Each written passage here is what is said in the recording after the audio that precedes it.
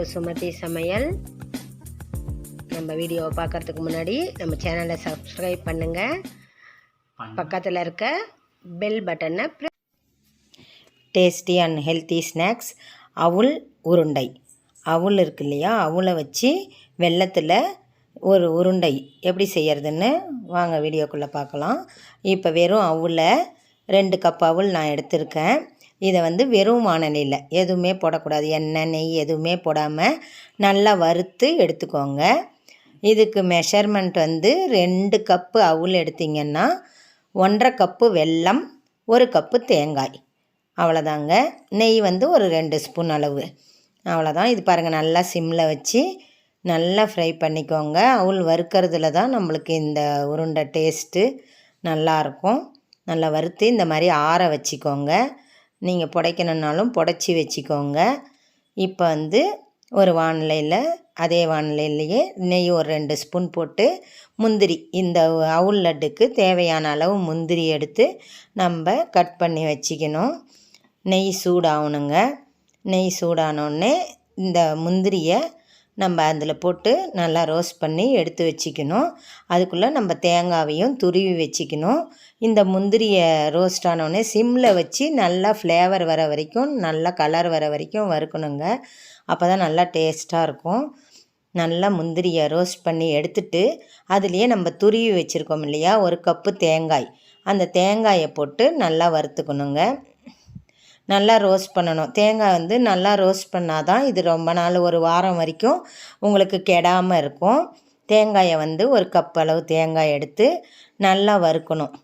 நல்லா இந்த நெய்யிலேயே போட்டு நல்லா வறுத்து ஆறின உடனே இதையும் மிக்சியில் போடணுங்க.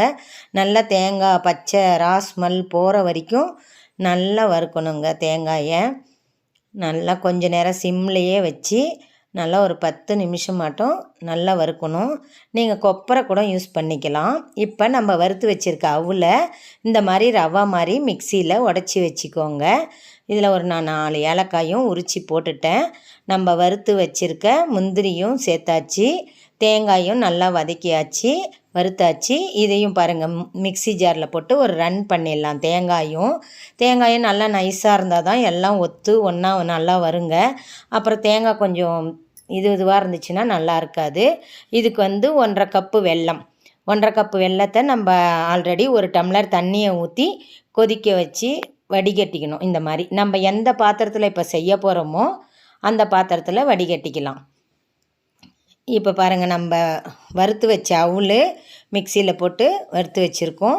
தேங்காயும் மிக்சியில் போட்டாச்சு. எல்லாத்தையும் நல்லா மிக்ஸ் பண்ணி வச்சுருக்கோம். இதுக்கு தண்ணி இப்போ 2 டம்ளர் வைக்கணுங்க. வெல்லத்துக்கு 1 டம்ளர் வச்சு கொதிக்க வச்சு நல்லா வடிகட்டி வச்சாச்சு. இன்னும் 1 டம்ளர் தண்ணியும் ஊற்றணும். 2 டம்ளர் தண்ணி பாருங்கள், 2 டம்ளர் தண்ணி விட்டு இந்த மாதிரி நல்லா கொதிக்கிற ஸ்டேஜ் வந்தால் போதும். பாகெல்லாம் வரணும்னு தேவையில்லை.